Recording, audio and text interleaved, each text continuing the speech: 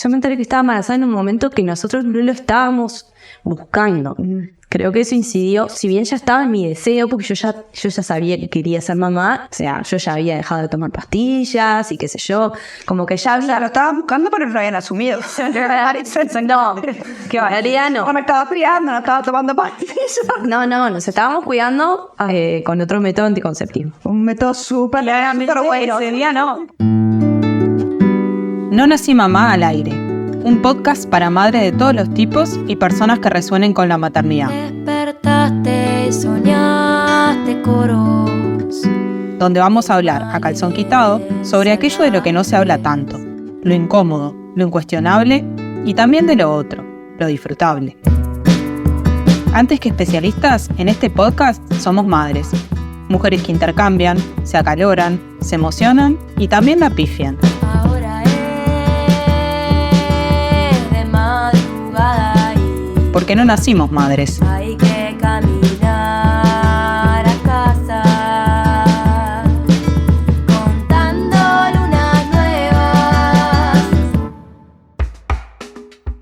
nuevas. Buenas, ¿cómo andan? Bueno, aquí estamos nuevamente grabando un nuevo episodio de No Nací Mamá al Aire. Yo soy Marianela. Yo soy Patricia. Y yo soy Tatiana. Y nos encuentran en Instagram como @nonacimamá. En el episodio de hoy vamos a estar hablando sobre expectativa versus realidad en la maternidad. Un tema con muchas aristas que vamos a intentar profundizar en ellas a lo largo del episodio hoy. Para arrancar, nos gustaría traer el tema de la idealización de la maternidad. La maternidad ha sido idealizada desde tiempos inmemoriales. Basta con mirar las pinturas en los museos, las esculturas u observar detenidamente las creencias religiosas y los mitos.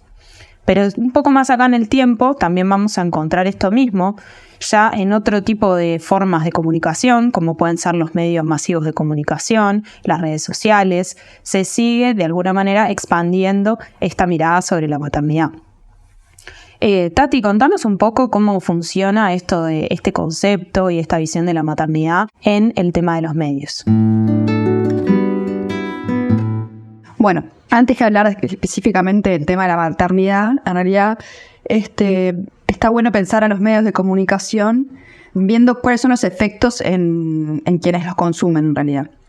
A principio, cuando se empezaron a estudiar los medios de comunicación en la década del 30, más o menos, se hablaba de que los medios de comunicación tenían un efecto inmediato sobre el receptor. En realidad lo que se llama a nivel académico la teoría de la aguja hipodérmica, que refiere a eso, como que lo que los medios de comunicación plantean en lo noticioso, en las publicidades, por ejemplo, de la época, entraban en el receptor de una forma como si el receptor fuese una masa que no pensante, digamos, ¿no? Lo que le dijeran ellos lo iban a opinar. Luego eso fue evolucionando hasta llegar a teorías más complejas sobre cómo se construye la realidad y cuál es el rol de los medios de comunicación en esa realidad y en este caso específicamente esas expectativas de maternidad. En base a eso a mí me gustaría como basarnos en la idea de que los medios de comunicación ponen sobre la mesa ciertas formas de pensamiento, ciertas estructuras, ciertos paradigmas, valores, formas de actuar que ya existen en la sociedad. A lo que voy es que los medios de comunicación construyen, pero no construyen solos. Por ejemplo, ahora que vamos a hablar de las publicidades, ya voy a nombrar una, por ejemplo. Según una tesis de grado de la uruguaya Milagros Chamorro, de la carrera de Trabajo Social, donde sacamos los ejemplos, donde se estudiaron las publicidades, la representación de la mujer madre en la publicidad uruguaya contemporánea. Ella menciona en una publicidad de una gran empresa de lácteos uruguaya, menciona en el año 2013 que aparecen unas niñas hegemónicas, suaves, vestidas de rosado, peinado y ocupándose de sus muñecas con dulzura. Sentirte mamá, una emoción que te acompaña toda la vida, es el eslogan de la publicidad, ¿no? Se espera de nosotras que desde niñas tengamos el deseo de ser madres. Además, coloca a las niñas en un rol adulto. por ejemplo, eso que estamos viendo representa una época. 2013 igual. 2013, ¿no? Ahora nomás, sí, o sea, hace 10 años. Pero es representativo de una época. Lo que yo quiero decir es, no es que esta empresa de lácteos opta por mandar este mensaje y entonces nosotras, madres, actuamos en función de este tipo de discursos. Hay otros discursos médicos, por ejemplo, ¿no?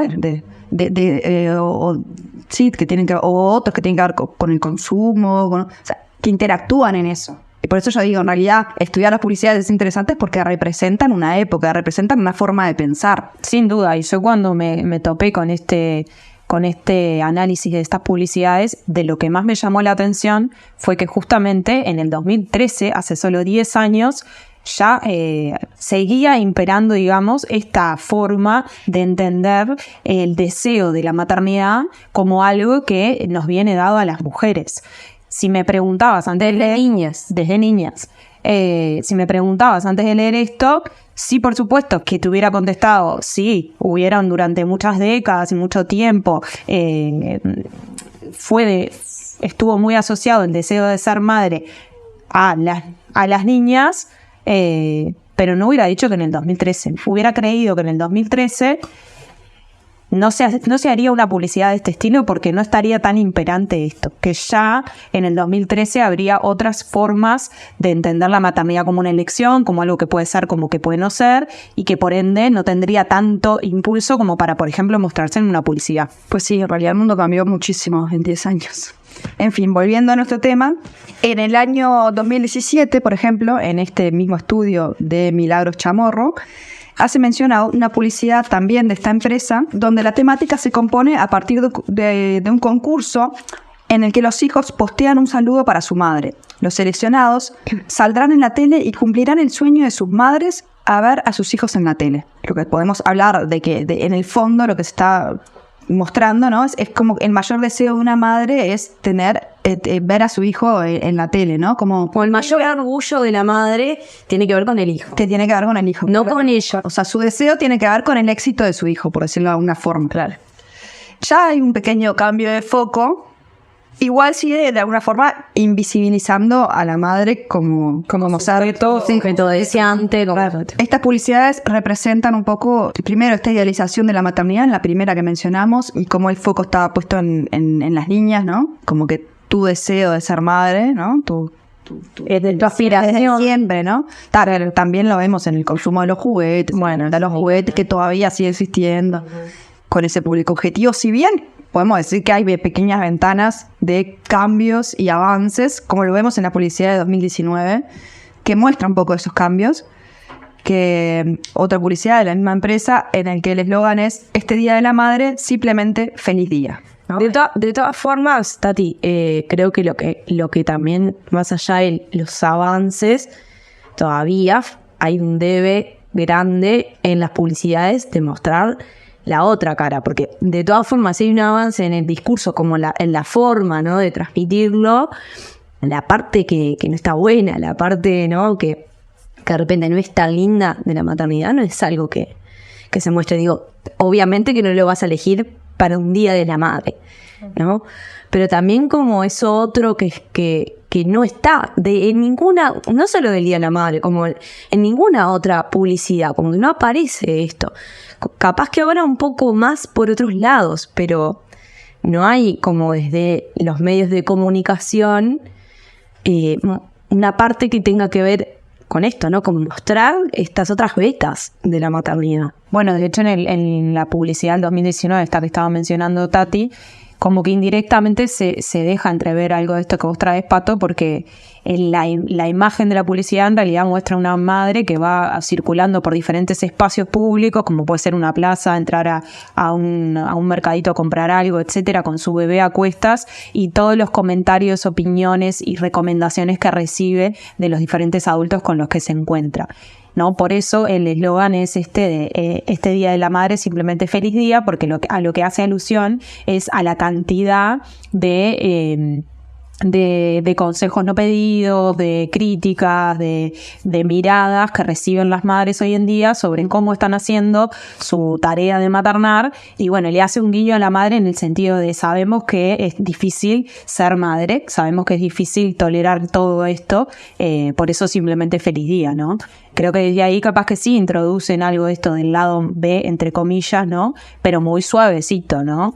Capaz que tampoco habíamos dicho que todas estas publicidades, y está bueno decirlo para que se entienda mejor, son publicidades del Día de la Madre, de campañas del Día de la Madre, estos diferentes años que fuimos nombrando. Claro, por eso decía que tal vez no es algo que se elija para el Día de la Madre, pero que de todas maneras no es algo que aparece, no es algo que veamos, no es algo que consumamos. A eso. Claro, bueno, a lo que voy es que esta campaña publicitaria refleja cómo la sociedad impone determinadas formas de ser madre a través de mandatos o creencias, ¿no? La publicidad manifiesta entonces la presión social que viven las mujeres en el transcurso de la maternidad, en este caso, ¿no? En la última. Y eso muestra cómo hay un avance y un cambio de paradigmas y que los medios de comunicación también deben ayornarse a esos cambios de paradigma. No son, lo que quiero decir, no son los únicos creadores de esos cambios de paradigma. Se ayornan también. Claro. Y construimos juntos. Durante el embarazo tenía una expectativa de cómo sería como mamá, una idea muy correcta de cómo criar a mis hijos, que claramente la realidad luego de que nacieron fue totalmente diferente. Si bien no hay un libro, uno pretende siempre hacerlo mejor y dar lo mejor de sí, pero ellos siempre te sacan de esa zona de confort para llevarte a un escalón más, o al menos así lo veo yo. Antes ni me hubiera imaginado que la maternidad estaba tan llena de desafíos. Dentro de esta crianza casi perfecta que imaginaba darle a mis hijos, nunca pensé en lo difícil que es a veces acompañar ciertas etapas. Hasta que no sos mamá, yo creo que no te das cuenta de muchas cosas, que hay que vivirlas para realmente entenderlas. Suena gracioso, pero es esto, el creer que no me iba a cansar, que no iba a tener sueño, que iba a poder tener encuentros con mi pareja, que iba a poder ser igual de productiva laboralmente que antes. Me encontré con una Flor totalmente cambiada, con otras prioridades y con otras metas en la cabeza. Y lo importante que es pedir ayuda. Lo importante que es pedir ayuda, lo importante que es estar acompañadas y dejarse ayudar, porque tenemos personas alrededor que con amor, sea quien sea, amigos, familiares, nos prestan su ayuda, nos prestan su oído, su contención, y muchas veces nos negamos a aceptar esa ayuda o creemos que somos súper poderosas y podemos con todo, y creo que ese fue como el gran golpazo y un poco lo que se me derrumbó cuando tuve a mi hijo. Soy mamá por adopción de 2 peques que ahora tienen casi 2 y casi 3 años. El día que conocí a mi hija tenía 3 meses y a mi hijo el día anterior había cumplido 1 año y 4 meses. Quizá el golpe o la diferencia más grande entre mi expectativa y la realidad que me tocó fue el descontrol que generó en mi vida. Siempre había sido ultra controladora y perdí todo tipo de control sobre todo, sobre el sueño, sobre la comida.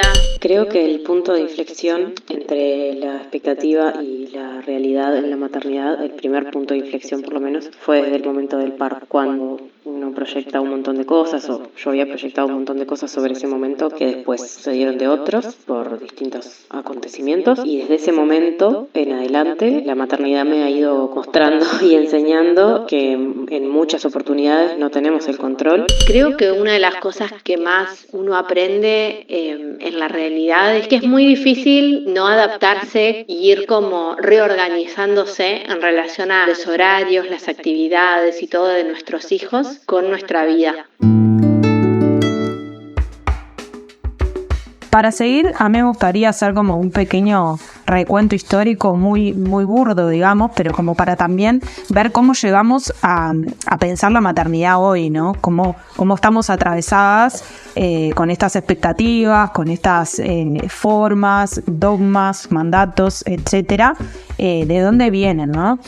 Y para eso voy a tomar como punto de arranque el siglo XVIII, donde se dan las primeras protestas y reivindicaciones feministas, ¿no?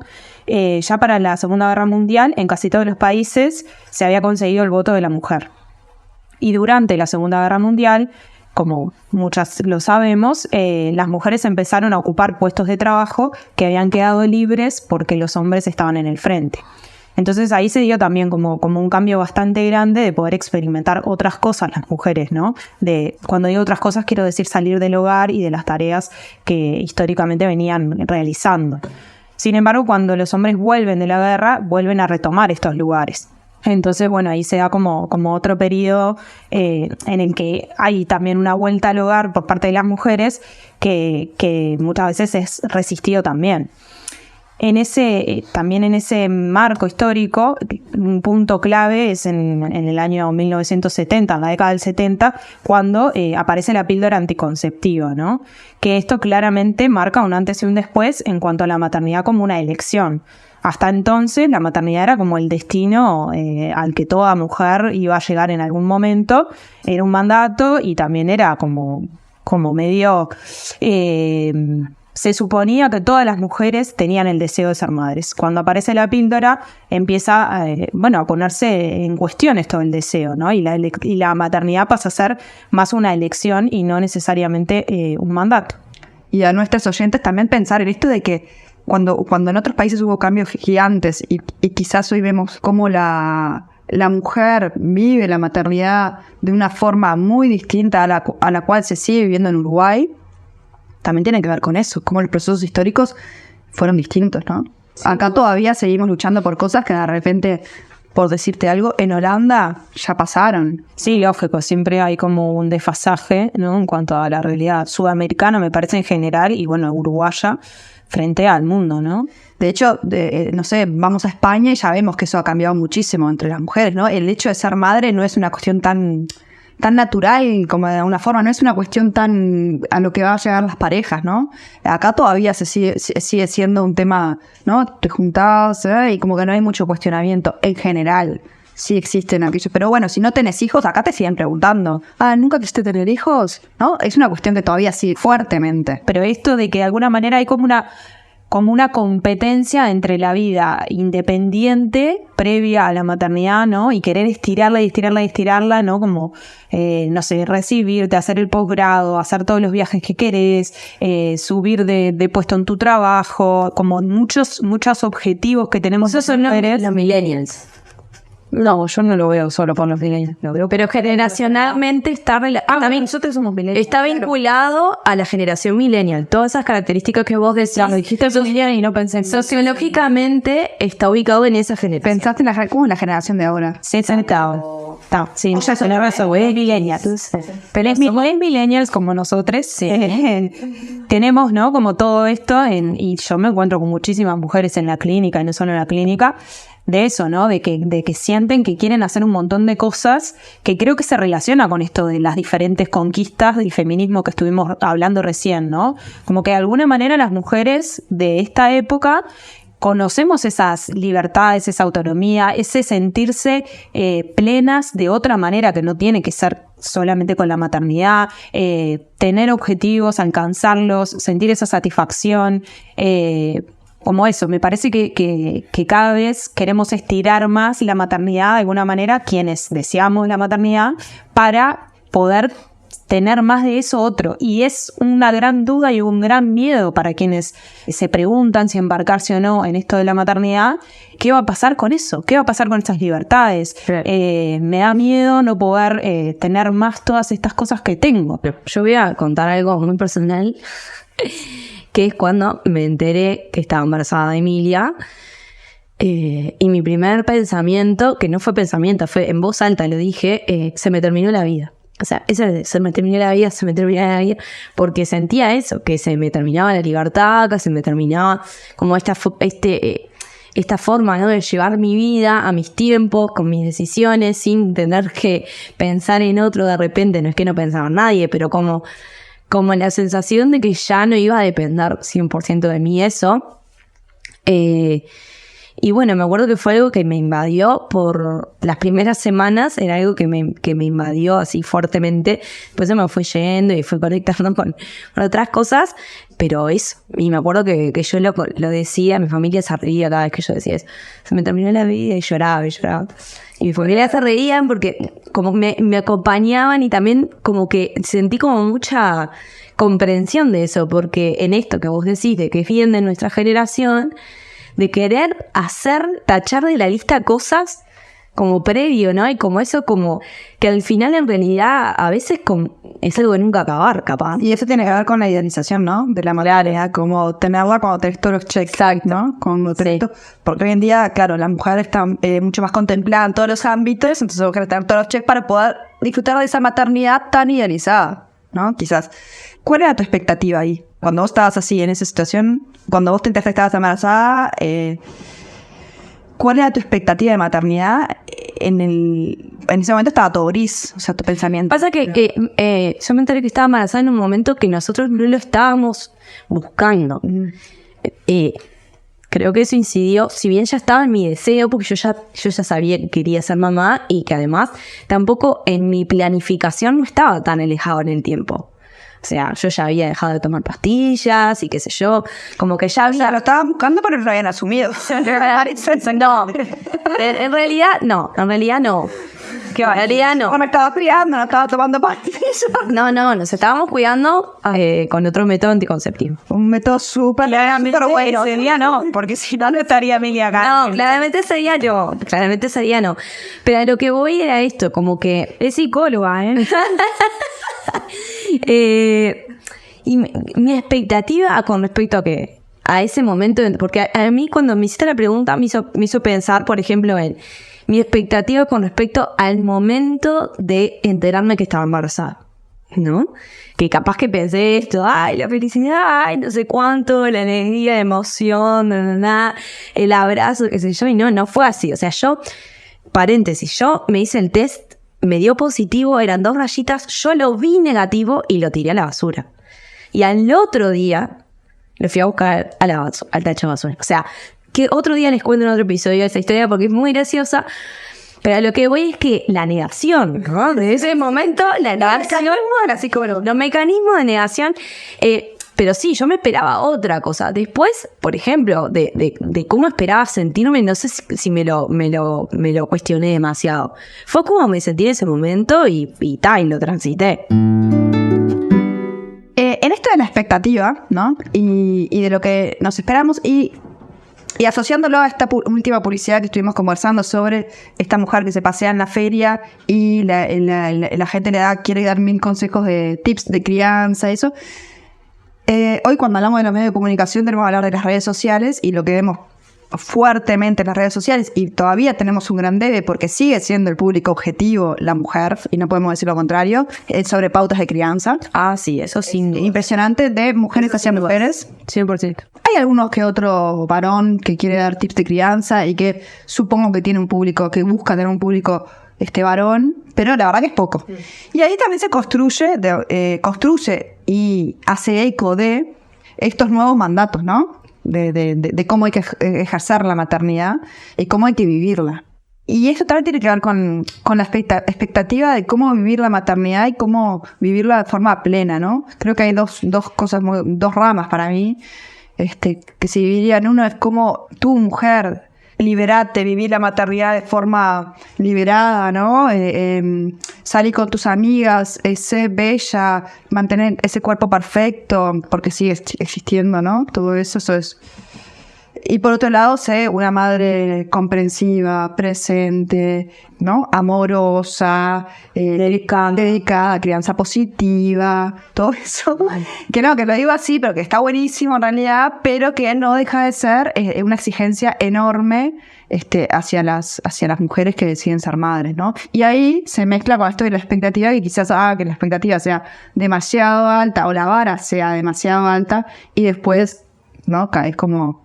Sí, nosotras desde nuestro trabajo con madres, tanto a nivel individual como grupal, nos llega pila eso, como el bombardeo que hay constante de cómo deberíamos hacer las cosas para ser la madre ideal, ¿no? Que ahí también entra lo de expectativa versus realidad, ¿no? Porque si nosotras esperamos ser un ideal de madre que cumple con todas los ítems de esa lista, bueno, es llegar a algo que no existe, porque el ideal no existe, aunque a veces para nosotras es como, bueno, pero si hacemos esto, si hacemos lo otro, entonces vamos a hacer como esa madre que no sabemos cuál es, o capaz que tenemos una referencia de tal mujer que hace, ¿no? Que ejerce su maternidad de tal manera que, ¿no? Que queremos ser como, cuando en realidad, o sea, Muchas veces esas personas que mandan esos mensajes también muestran una vida que aparentemente no hay como en las redes, muestran como una vida casi que perfecta, ¿no? Entonces también ese ideal se construye ahí a través de eso. Y también que no deja de culpabilizar para mí a la madre. Eso, porque también como por la contracara es como la demonización de lo otro, ¿no? Cuando nosotros, no sé, escuchamos, no sé, nuevas corrientes, esto de los nuevos mandatos, de todo lo que siempre hablamos, ¿no? De hacer porteo, de practicar BLW, de colecho, bueno, todas esas cosas. Pie descalzo, movimiento libre, lactancia materna exclusiva. Entonces, es como la contracara muchas veces es que si no lo haces, te estás haciendo las cosas mal, estás perjudicando a tu hijo, sos mala madre, ¿no? Sí, y ahí aparece también esa frase de antes no estaba la información, ahora claro. Y a mí me parece nefasto. Porque si elegís, por eso decía, como la demonización de lo otro, porque si elegís, de repente, no sé, si te pasa que no deseas dar la teta, que no te gusta, que lo padeces, que lo sufrís, sos la peor madre, porque vos tenés la información de que dar la teta es lo mejor que le podés dar a tu hijo. Entonces, ¿qué pasa cuando lo elegís? O te pasa que no podés, por H o por B, ¿no? Claro. Igual si no podés, es hasta un poco más fácil que si no lo elegís, ¿no? Porque si no lo elegís, en realidad vos podés y estás eligiendo no hacerlo. Sí. Estás eligiendo no hacer aquello que todo el mundo te dice que es lo mejor para tu hijo. Ese peso es enorme. Yo creo que siempre hubo como un imaginario colectivo de qué es ser buena madre. Antes era con otras cosas y ahora es con estas, ¿no? Pero históricamente siempre de diferentes maneras tuvimos como ese peso arriba o esa mochila de lo que hay que hacer para ser buena madre y qué es ser mala madre, ¿no? Lo otro fue dificultad, si se quiere, para construir el vínculo. Un día eran desconocidos, un día yo no era mamá, un día mi prioridad era mi carrera, era tener estabilidad económica, y al otro tenía que dejar todas mis actividades extra para criar a 2 bebitos a los que no conocía de nada. Y si bien los adoré desde el primer momento, eso de sentirlos mis hijos, esa sensación como eléctrica que en un punto uno llega a sentir, demoró. Y bueno, mi expectativa había sido más como quizá romántica, de que bueno, nos íbamos a encontrar y todo iba a ser automático. La maternidad no cumplió mi expectativa, sobre todo al inicio, en pensar que iba a poder con todo sola. Ese fue el mayor baldazo de agua fría. Pensar que podía resolver cosas, subestimar un poco todo lo que se iba a venir. Eso fue como la expectativa que tenía más grande en relación a todo lo que se iba a venir, y no fui consciente de todo lo que iba a atravesar en el puerperio. Yo, en lo personal, me siento más fuerte desde que soy mamá, y no es que antes no lo fuera, sino que ellos han sacado de mí cosas que ni yo conocía. Antes de tener hijos, uno tiene esa carga familiar también que arrastra de cómo te criaron, y a veces pretendés cambiar muchas cosas, y ahí es donde creo que fue donde más tuve que trabajar. Intentar que mis hijos sean una versión mejorada de mí. No es fácil, pero aún trabajo en eso, y antes ni me hubiera imaginado, ni se me pasaba por la cabeza que esto era parte de ser mamá. Aún así, amo ser una madre imperfecta que obviamente aprende a diario junto a ellos. Y bueno, me costó muchísimo poder aceptarlo, al igual que aceptar los desafíos en cuanto a dificultades del sueño que tenía mi hija. También me costó y me castigué muchísimo durante varios meses hasta que logré empezar un proceso psicoterapéutico que me acompañó, me ayudó a ver que estaba dando todo lo que podía y estaba haciendo todo lo que podía hacer.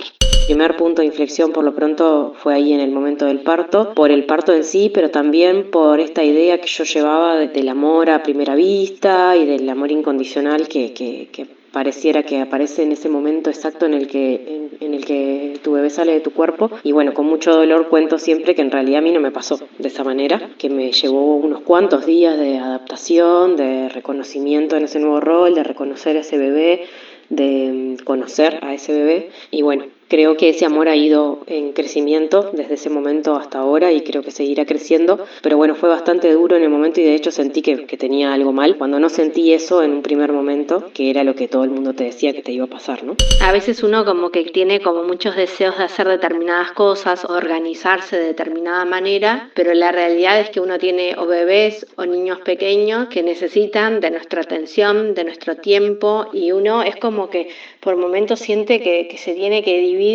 y eso también obviamente que emocionalmente genera cosas, porque hay veces que uno está como dando todo para sus hijos y capaz que se está postergando en otras áreas que siente que son importantes para uno, así como otras veces que está súper focalizado en otras áreas que es importante para uno y capaz que compartió poco tiempo y también ahí aparece la culpa.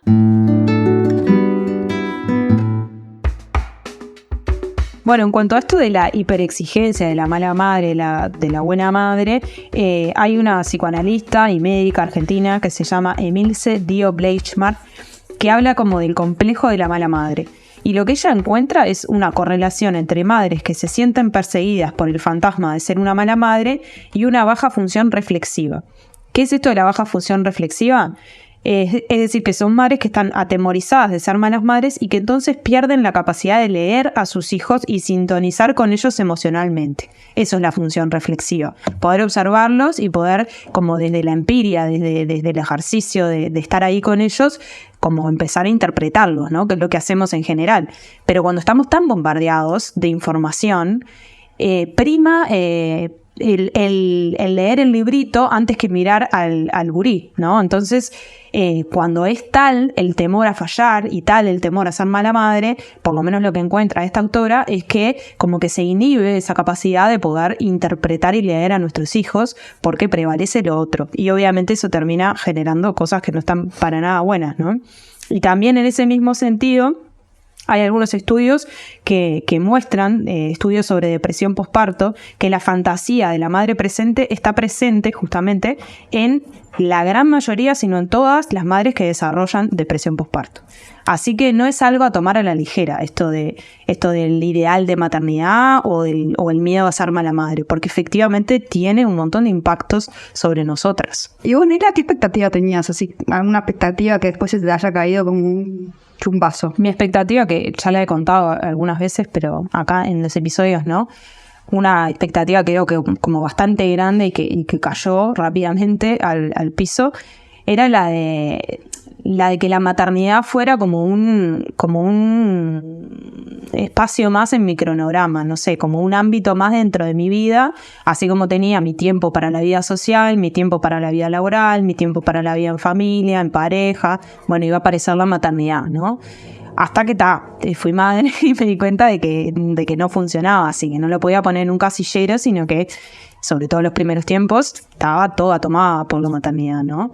Y creo que eso también se relaciona con lo que hablábamos antes, ¿no? Como esta cuestión de la pérdida de libertades, ¿no? Yo creo que si me lo hubiera planteado de esa manera, como ser madre me va a atravesar como por toda mi vida, por todos los ámbitos de mi vida y de esta manera tan totalizante al principio, sobre todo, porque hoy en día he retomado un montón de cosas, capaz que no tomaba la decisión de ser madre. Quiero decir, creo que hay un poquito, ¿no? Un poquito de negación o de locura o de no pensarlo mucho y tirarse a la piscina, sí. Porque si lo pensás del todo es como no mucho, lo haces, ¿no? Y no lo haces. Pero creo que me parece que está bueno esto que traía como ejemplo mío, pero para pensar también esto de como hoy hablábamos de los mandatos de las madres hoy, pero también los mandatos, cómo se entrecruzan con los mandatos de las mujeres hoy, ¿no? Por un lado están como los mandatos más feministas, por decirlo de alguna manera, ¿no? De ser libre, de ser autónoma, tomar tus propias decisiones, económicamente ser sustentable, etcétera, etcétera. Y después los mandatos de buena madre que muchas veces van en sentido contrario, ¿no? Entonces, a veces, y lo veo mucho también con las madres con las que trabajamos, nos encontramos un poco entre la espada y la pared, ¿no? Porque nosotras queríamos ser esa madre que salía un montón y que esto y que aquello, y después cuando nos tocó vivir la experiencia, de repente nos quisimos quedar en casa, quisimos, yo qué sé, postergar algunas cosas personales para poder darle más lugar a necesidades de nuestro hijo, de nuestra hija. Entonces ahí también nos sentimos interpeladas en esto de, estoy siendo una sometida o estoy siendo, ¿no? Muchas veces por la mirada del otro, digamos, o también por nuestras propias exigencias, ¿no? Claro. Como de que entre lo que quiero y lo que quiero querer, digamos. Claro. Bueno, a mí me pasó, en cuanto a expectativa, que yo, esto de que los bebés duermen mucho, ¿no?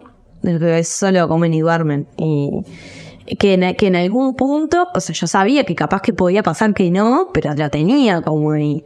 Y con Emilia me pasó que los primeros meses no dormía nada. Las noches fueron de terror. Durante el día tampoco dormía tanto. O sea, nunca fue una bebé de dormir mucho. Y me acuerdo que eso lo padecí. También esto de la deprivación del sueño para las mujeres madres es tremendo, sobre todo al principio, pero yo como que lo sentí mucho porque por lo menos esperaba, no sé, que durmiera una siesta más larga o que... Y eso no pasaba y a mí, bueno, me limitaban esto de hacer cosas, salir, qué sé yo, como que... por momentos estuvo todo mucho pautado por su sueño, ¿no? Por no alterarle las rutinas del sueño y qué sé yo. Y a mí eso me fue de las peores partes. Mi peor choque con la realidad, expectativa versus realidad, capaz que vino por ahí. Y por cómo me sentía yo cuando estaba mal, ¿no? Cuando no podía dormir, cuando esas madrugadas, que estaba con Emilia dándole la tete, que no se dormía y qué sé yo. Yo me sentía muy mal, o sea, mis pensamientos más oscuros de la maternidad eran en esos momentos. Realmente me sentí como desbordada, si se quiere, o eso, como oscura. ¿A vos, Tati? Yo no sé si es que no tenía una expectativa tan idealizada o qué, no me pasó, nunca lo sentí como que me cayó un balde de agua fría. O sea, a lo mejor en algún evento, pero no me viene ahora a la mente. O sea, supongo que me habrá pasado, sí, obvio, pero no sentí... Se ve que no lo tenía ni tan idealizado o ni tampoco estaba, por ejemplo, esto de la libertad, de perder ciertas libertades, lo tenía bastante asumido y deseaba realmente hacer un cambio de esas libertades por maternar. Entonces no lo sufrí, digamos, tanto. Claro. Eso. Entonces, en realidad creo que lo mío tuvo más que ver con cosas que pensé que en la interna del hogar, ¿no? Bueno, todo va a estar bien, todo va a funcionar bien, con amor entre nosotros, ayudándonos, ¿no? Todo. Claro, pero como que pensándolo un poco así y que después en la vida, el sueño, en la cotidiana, eso ya hace que de repente me decepcionaran ciertas situaciones de sentirme o sobrecargada, que no necesariamente porque me haya pasado, sino porque esto de la lactancia nocturna, ¿no? De dar teta, no es que sea un disfrute absoluto, ¿no? Cuando estás a las 3 de la mañana sola dando teta, te puedes sentir sobrecargada, te puedes sentir sola. Creo que más me ha pasado como de sentirme, ¿no? En esa soledad de la noche, de sentirme sola, ¿no? Como en ese momento de decir, y quizás en mi expectativa estaba más, vamos a estar los dos en la misma, pero en realidad después en la vida uno tiene que dormir también, porque tiene que ocuparse el otro día, entonces hay uno que se sobrecarga más, y bueno, cuando me tocaba a mí esa parte, la sentía con mucho peso. Bueno, está bueno esto que traes, porque me parece un temún, porque eso también es una idealización, no solo de la maternidad, sino cómo vamos a funcionar como familia, ¿no? Y creo que ahí también nos damos de lleno. Seguro. Y en esto de las conquistas, de la equidad, de alguna manera, también es como un barajar y dar de nuevo cuando tenemos un hijo, porque de repente en la familia habíamos logrado tener determinadas, no sé, repartidas las tareas, yo limpio, vos cocinás, no sé, lo que sea. Y esto lo traigo también, y estoy pensando en algunas mamás del primer grupo de puerperio que tuvimos, Sí, que cuando hicimos hicimos una actividad específicamente de maternidad y feminismo, hubo un par que nos dijeron, nos pegaron en el ego feminista, porque justamente eran familias donde había muchas cosas muy bien repartidas, digamos, pero la actividad esta se centraba en ir al pequeño detalle, ¿no? Y era como una encuesta muy exhaustiva de quién, en la última semana, quién lo llevó al médico, en la última semana, quién preparó el regalo para el cumpleaños de fulanito, en la última semana, no importa, a lo que voy es que si hilamos fino, incluso en las familias donde de repente a los ojos de la gente está todo muy aceitado y todo muy repartido, Los ojos también. bueno, nuestros propios ojos, como cuando habla de estas chiquilinas, cuando empezamos a hilar fino, siempre hay una cuota extra de recarga para la mamá. Que también tiene que ver con lo mental, con la carga mental. Con la carga mental existe, que nosotras fuimos educadas de esa forma. Yo lo asocié más a eso, que cuando hablé de la expectativa versus realidad mía, más a eso. Porque en mi familia también siempre yo sentí que funcionaba como una equidad bastante bien, ¿viste? Bastante buena, en el sentido de que las tareas están muy bien divididas y nunca sentí una sobrecarga.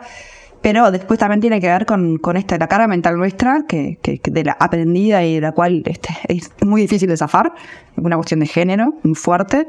Y después los mensajes, ¿no? O sea, ya desde por sí, cuando te abren un grupo de padres, de madres, padres, mapadres del jardín, en realidad son madres. En nuestro caso, por ejemplo, en el grupo de mapadres del jardín, hay 2 padres. Si yo me quedo pensando como en esto del género y en esto de la carga mental y con esto, con la temática que nos convoca hoy de las expectativas, cómo nosotras también nos configuramos de acuerdo a lo que se espera, ¿no? Del rol de madre. Y nosotras como mujeres nos terminamos haciendo cargo de la carga mental porque es algo que como que nos corresponde, ¿no? Como muchas cosas que terminamos absorbiendo y naturalizando de alguna manera porque es lo que se espera de la madre, ¿no? Y bueno, la madre tiene que ser así, la madre... Y bueno, la madre. Se me vienen 2 ejemplos de las redes sociales recientes. Uno es el de el niño que se perdió, vieron que se hizo el video viral, que lo encontré en una plaza, que lo encontraron, que no me acuerdo cómo decía, Empezaron a cantar. que empezaron a cantar, ahí no me acuerdo ahora en el momento de la canción, y que después fue re gracioso que apareció el padre, que todos se reían, que dónde estaban, no sé qué. Si hubiera sido con la madre, ¿no? O sea, no era ni gracioso ni nada. Sí, la madre, capaz que no parecía cagada de risa. Este padre parecía muy tranquilo, muy tipo despistado, y era como, "Uy, miren el padre despistado". Es verdad que las mujeres... Eduardo, venía a buscar a Juan Claudio, decía la canción. Es verdad que las madres somos mucho más blancos de críticas frente a cualquier cosa que le suceda a nuestros hijos. Estoy totalmente de acuerdo con eso. Sí, eso reincide también en cómo nosotras, esto que decía Tati de las exigencias, porque como nosotras sabemos que se espera más de nosotras, nos exigimos más también. Claro. Estamos más arriba de todo. Estamos, ustedes lo deben ver mucho en la clínica, pero nosotros ya hablándolo con cualquier mujer, madre, el tema de la carga mental es algo que existe, o sea, yo lo veo en todos lados, o sea, el tema de, por ejemplo, prever, ¿no? Y es una cuestión de que fuimos educadas así, que crecimos. Sí, no solo las madres, ¿no? Las mujeres. Las mujeres, Si sos madre, más todavía. Más todavía, porque hay más que prever. Pero en realidad es verdad, las mujeres en general, o sea, es como una cuestión bien de género eso. Y es difícil de zafarle, es muy difícil. Yo lo que veo es que es muy difícil de zafarle.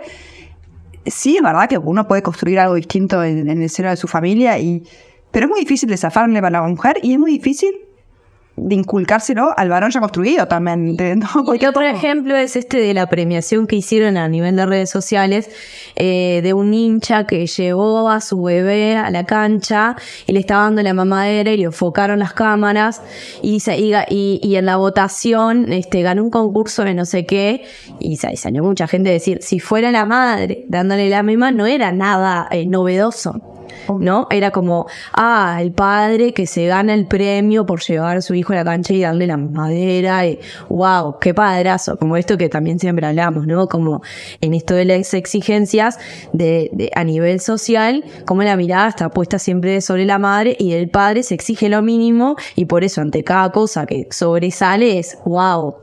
Sí, se felicita lo más. Felicita lo más. Hacen cualquier cosa normal o esperable para un padre de cuidados y un hijo y es wow, ¿no? Qué padre involucrado. ¿Cómo te ayuda? Bueno, ni que hablar, ¿no?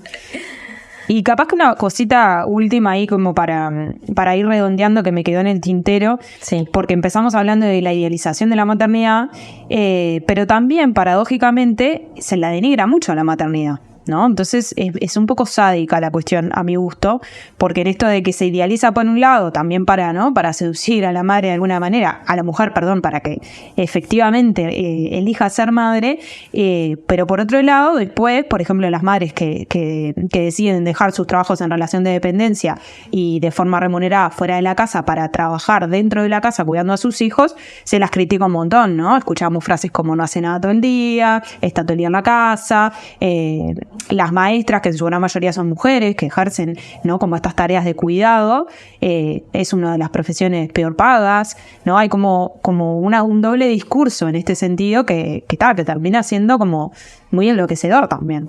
Sí, en alusión a eso me gustaría mencionar esto y también que desde los discursos feministas ahora se incluye la maternidad. Sí, claro. Entonces antes ser feminista y querer ser madre había como una tensión ahí, ¿no?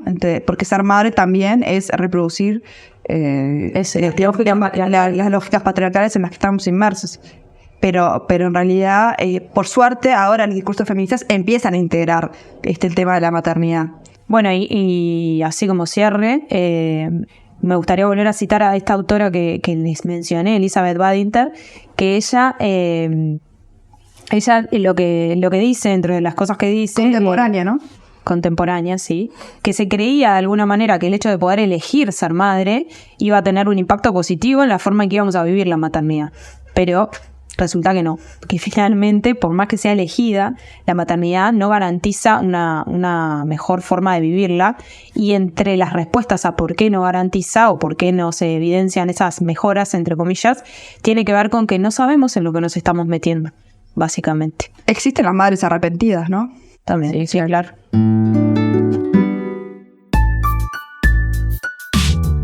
Queremos agradecer la paciencia y entusiasmo de quien hace magia con el material que le mandamos, a nuestro editor y sonidista Alejandro Correa, a la banda musical Animales de Poder, conformada por Agustina Santomauro, Julia Soma y Eloísa Aboleta, quienes confiaron en nuestro proyecto y muy generosamente nos compartieron su bella canción Lunar, que nos acompaña en cada episodio. Y por último, a las mujeres que confiaron en nosotras y nos contaron un pedacito de su historia en los audios compartidos. Muchas gracias. Bueno, creo que ya tocamos todos los puntos sobre los que queríamos conversar hoy, así que no resta más que saludar y nos vemos en el próximo episodio. Nos vemos en la próxima. Hasta la próxima, besos. Chau, chau.